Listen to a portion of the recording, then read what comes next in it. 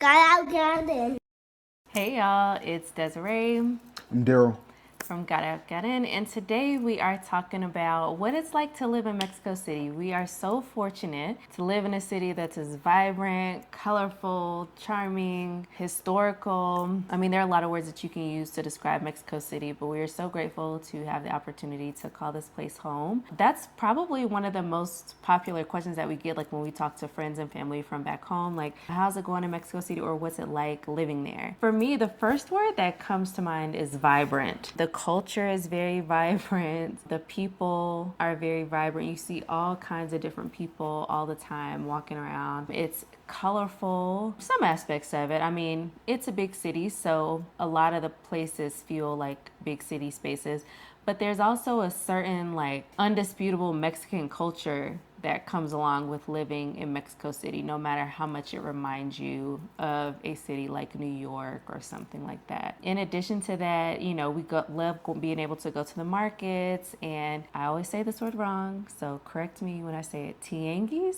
They're basically the little markets that are on the street. We love going there, and it's always a breath of fresh air to just kind of walk and stroll in those areas, see all the different fresh fruits and vegetables, see all the goods that the people are selling. I mean, there's always such a selection. Like, there is no shortage of shopping in this city. We've got malls, countless malls, that more than I can think of, and they're actually really, really nice malls. I wasn't a fan of going to malls back in the United States for a few reasons, but a lot of times it was just easier to order things online. And I don't think that the e-commerce business is as popular here as it is in the States. So a lot of times you just find what you need going to a local mercado or tianguis. What do you think? Cool thing is Mexican culture specifically. A lot of the times in the US, we conflate Latino culture and go ahead and make it a monolith. It's not the case across Mexico, but there are words that are Mexican. You know, we think that Mexicans speak Spanish, and yes, they speak Spanish, but they speak Mexican Spanish, just like Colombians speak Colombian Spanish and Puerto Rican Spanish. There is a dialect across the board, and not only is there a dialect, not only is there an accent, but there are actual words that are proprietary to the community that you're in. We're in Mexico City. Mexico City, Zócalo. Zócalo is the center of the town, right? It's the center of Mexico City. It's also known as Centro. The Spaniards probably called it Centro, but indigenous people from this area called it Zócalo because that's what it was there. If I go to Colombia and I say Zócalo, they're gonna say, what the hell are you talking about, probably? Because that is a Mexican Spanish word, which that's me attributing the Spaniard part of it, or the Spanish part, to the Spaniards, but that is indigenous to here. And so I really do love learning that. And it's really interesting because I play, in order to learn more about the culture here, I play FC 2025, 2026, whatever year we're on right now. But I play the soccer EA game because I was like, oh, well, I want to be able to have a sports conversation with someone local to here, because football here is not football in the US. So I was like, I'm going to learn through playing the game. Well, I set my language on the game to Latin American Spanish, and I'm listening to it. I'm like, yo, there's not a Latin American Spanish. That is such a misnomer, because across the region, you can go from place to place. Like I was talking to someone recently, I want to say, we have a neighbor who recently moved here from Brooklyn, and he was talking about when he was in Colombia, they would speak in the usted when they're talking to you, but that's not common here. So it's like the way that you have to move through Latin America, you might learn Mexican Spanish great, and you move down to Colombia or Ecuador or wherever else. Totally different. Completely, you got to learn a completely different set of grammar.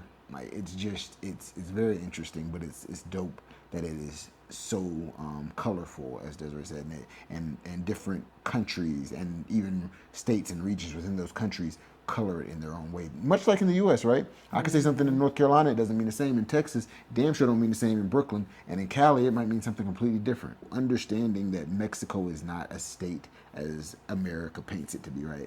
It's a huge country with multiple states in it, and within those states, multiple cities, and within those cities, multiple cultures. You can be in Polanco, I always butcher it, but Zichomilo?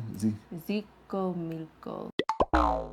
There's a whole nother, another colonia that, or borough, however you want to say it, that was most recently colonized or annexed by the city, that is much closer to indigenous culture than the Spaniard Mexico City. Xochimilco. Thank you. much closer to indigenous culture than the Spaniard colonized culture. And so, like, learning about all of these things, visiting these places, I really enjoy and wish we could do more of it. But as we've said in a previous video or another video, it's very difficult to jump from colonia to colonia because you're going to spend an hour on the road. And with a toddler, that's not always easy. Mexico City can be low-key overwhelming at times because there's always so much to do. And I think it's difficult for somebody like me who likes to like get out in the world and I want to see things, I want to do things or whatever. And it's kind of challenging to balance that with just relaxing sometimes. But there's just always so much to do. So it feels like sometimes I feel crazy for just sitting in our apartment resting when I'm like, yo, they're having a parade down the street. Like, we need to go check it out. Like, we just moved here. Like, we need to know and be in the know of all the things. So sometimes it can be overwhelming. But if you are a type of person that like just can't sit still, you will love Mexico City because there is always something going on. The city is huge. It's very vibrant. It's very cultural. So there's always something that, you can take the kids to, or, you can have adult time or whatever. Like there's always something going on. And even the black culture here is really dope, right? So there are different Instagram accounts and Facebook accounts and YouTubes that you can check out. There's one thing every Thursday, that Hip Hop Jueves.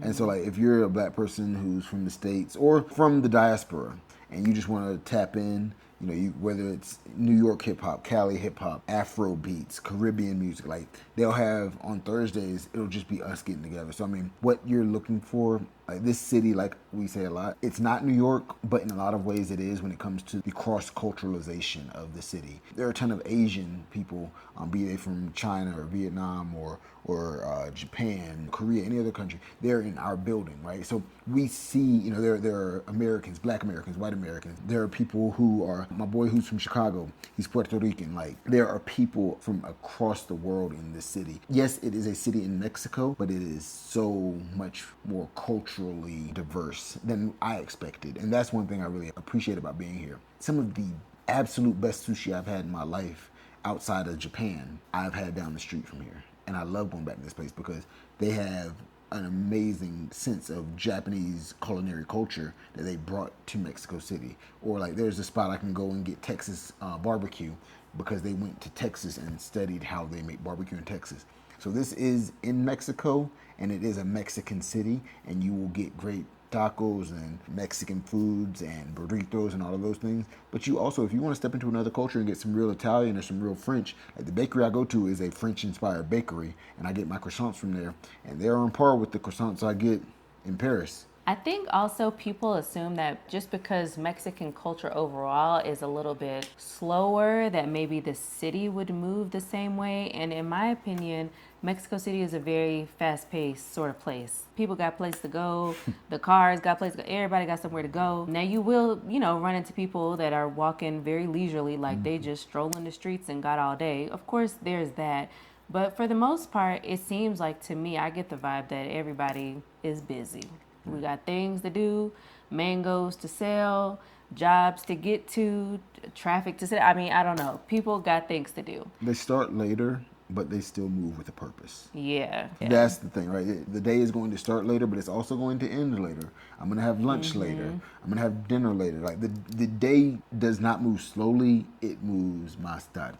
Let's talk about climate. So we've discussed climate a little bit in previous videos, but I think especially coming from the United States, where a lot of people's first impressions and only impressions of Mexico are from places like Cancun, Playa del Carmen, Tulum, the beach, basically. One, they assume that Mexico City and Playa del Carmen or that area is very close. Like they just assume that everything is, it's like, it can't be. It's like an hour drive away, right? Like how far is it? We paint it as a state. America paints Mexico as a state in the continental. It's the 51st state, basically. Like it's seen as very small geographically, and it is not. Not at all. Mexico City is not near the beach. It is landlocked. A 16-hour drive from Cancun, I believe. So they're nowhere near each other, but a lot of people, their only experience are those places. So they just assume that all of Mexico must be the beach life for the most part, which couldn't be further from the truth. I like the city, but So you might be surprised to know that living in Mexico City, it actually gets cool. Like in the mornings recently, the low has been around 55. The highs have been around 70. Like today is 74? 76. Apparently it's 76 right now. So we've hit the high for today and it's 3:30. And after that, the temperature is going to gradually go down. So generally, Mexico City is a very comfortable place to live for the most part because it's never really super cold and it's never really super hot. I think the From our hottest, perspective. from our perspective, yes, because we're also coming from, again, North Carolina, where we're not that far away from the beach, and so humidity just carries throughout the state, I think. So we're used to very, very humid summers where, you know, you step outside and in 2 minutes you are drenched in sweat. So And we're used to winters where it can get down into the single digit, if you know, if it's a really cold one, but definitely into the teens. Every year we get to the teens in North Carolina. Versus here, when it is 40 degrees, long jackets, daggone scarves, like it like to me. you will see people out there right yeah, now yes, in certainly. long coats, like Yep. North Face coats. Yep, I mean, you're talking about in the 50s. So cold. What I've learned here is that cold is very relative. To us, it is not cold at all. For us, it's jacket weather. Definitely. At night, maybe you can get away with like wearing a leather jacket if you want to, because it does cool down some, especially with the rain. It seems like the temperature drops a lot faster. So you can get away with a little leather jacket or something like that if you want to. But for the most part, the heaviest thing that we're going to wear are like sweatshirts, denim jackets, stuff like that. We don't have any heavy jackets here because to us, you just don't really need it. Which is interesting for me, right? Because I have to travel back for work every now and then. And I, when we moved here, did not think about the traveling aspect of work. And so I came back with nothing for cold weather. I mean, I have to hop off the plane and I'm in New York. And I'm like, shoot, I really need my overcoat. And so now, you know, I went back to North Carolina and picked up some stuff last time I went because I was like, yo, I need my long coat. Because if I don't, you know, being here, it's not cold to me, but it's cold to people around here. But I'm like, why are you wearing long coats? Well, for me, I need one just because going to the Northeast, things that are new to us living in a different space. Tons of shopping. We have got more shopping in this area than you can shake a stick at. In addition to that, the malls are top tier. They are beautiful, well decorated. The architecture is amazing. Like, No offense to it's South Point, but just- this ain't South Point. South Point, they South Point in Durham, North Carolina, yeah, ain't got nothing. South Park in Charlotte, you know, and it's just you're not Keep touching it. You're not Keep touching it. these malls, like the architecture. Yeah, and I think because, this is an observation or a guess that I have. I mentioned, I don't know if it was in this video or another one, sorry, but I mentioned that I don't think e-commerce is as big here as it is in the United States. In the United States, it seems like malls are deteriorating, like nobody's really investing in them like that because so many people just order everything from off the line. It's convenient, it's easy, and you ain't gotta go nowhere. You don't have to leave the house, which I get. But here in Mexico, malls are thriving, or at least it seems that way to me because you go to a mall. We went to a mall that had like 5 stories of shopping, and we're It's just down the street from us, like floored. Floored. It was amazing. And it was almost refreshing to walk through a mall where most all of the stores are open. They're not, you know, closed down. Like, you know, you might go to a mall and they might have empty, like if you go to South Point Mall in Durham, I don't know if they've ever filled the capacity? space where Sears used to be. Sears shut down years Yeah, ago. no. I think that space might be still closed. My dad said that they were putting a Dick's Sporting Goods there. So I don't know if that Yeah. happened yet. But anyway. nothing's ever at full capacity in the US Exactly, malls. because stores are coming and going so fast. It's hard to stay in business in the United States. But in Mexican culture, it seems like malls are really thriving. So that's almost been sort of refreshing and kind of nice to be able to shop and get things in person. Also, we do live in the neighborhood that is what is it, Missouri? What's the Show Me state? Missouri? I think Maybe. so. Yeah. This is the Show Me neighborhood, and so people here are shopping a lot because there is an increased, I think, expenditure that goes on here. Like I always see people just walking down the street in Gucci and Balenciaga, and so I think that having access to these things allows people to readily get them when they want them, when they need them, when they have something going on. And so we do live in a, I don't know, I can't speak to malls in other neighborhoods, but in our neighborhood, they are thriving very much so. But the mall that I'm talking about isn't even like upscale mall. It's it has, you know, Forever 21 in it. It has Oh, that one. Zara I know in which one it. you're talking about now, yeah. Yeah, so they're more for regular people. It's still probably a little bit on the pricier side depending on what your budget is, but it's got a movie theater, it's got a crazy food court with a whole bunch of different options. It's got an arcade space, it's got a jump place for the kids. I mean, it's just there's so much to do in that mall alone. The city also has a lot to do for kids. Yes. And that's one reason I don't know, I think we've talked about this on the page. We spent 3 months at the beach last year. Loved it as far as being able to just go to the beach, go to go to the pool, go get some great seafood for me. But there wasn't a lot to do for our son. And here there's no shortage of things to do for him. There's a Paw Patrol bus tour that's going on right now that we need to get him to. They just built a new little action kid space in one of the malls down around the corner from us, which we want to take him to.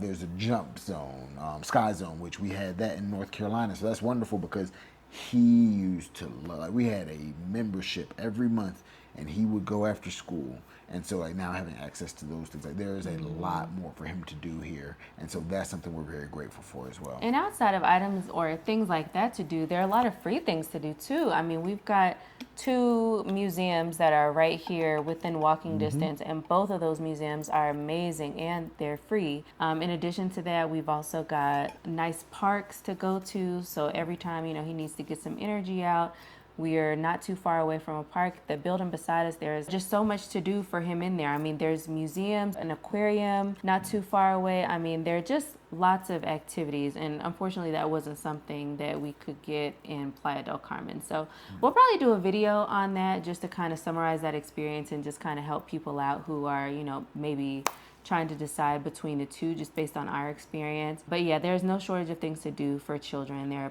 plenty of parks and green spaces. There's a free zoo. We're not big zoo people only because, like, while we're not animal rights activists, we're not big on locking animals up for human consumption and entertainment. Even to the point of education, right? There are ways to learn about animals via screen in 2025 versus having to see them in person. But the zoo here is free of charge, and so we don't feel like we are financially supporting isolation of these animals and capture these animals. And so, you know, when he wants to go and see a tiger or a cheetah, he can, and we're not contributing directly to that level of captivity. So yeah, he gets to go to a zoo if he wants once or twice a quarter, just because, you know, it's something fun to do. Yeah. He's talking about the zoo at Chapultepec Park, and it's funny that you mentioned that because right before you started, I was going to say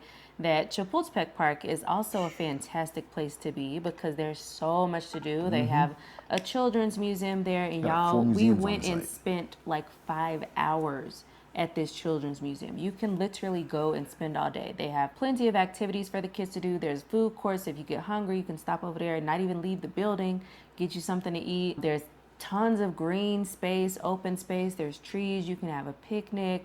You can hang out with your friends. You can sit in a canopy. Cool. That park is gigantic. We did a video on Chapultepec not too long ago. So if you haven't seen it already, definitely go and check it out. So you can kind of just get a feel for it, but that doesn't even...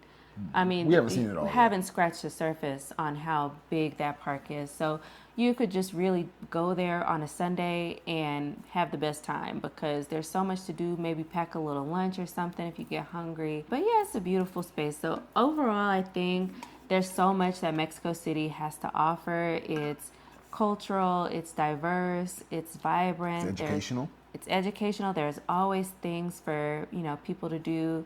There are plenty of schools to choose from. You know, if you're looking to put your child in international or private school or bilingual school or whatever, there are plenty of options. We're not sure about the public schools. We haven't looked into that, but we can speak to the ones the ones that we visited, the independent schools. It changes the way we look at education because our education, both of us being public school kids from the U.S., is so American-centric.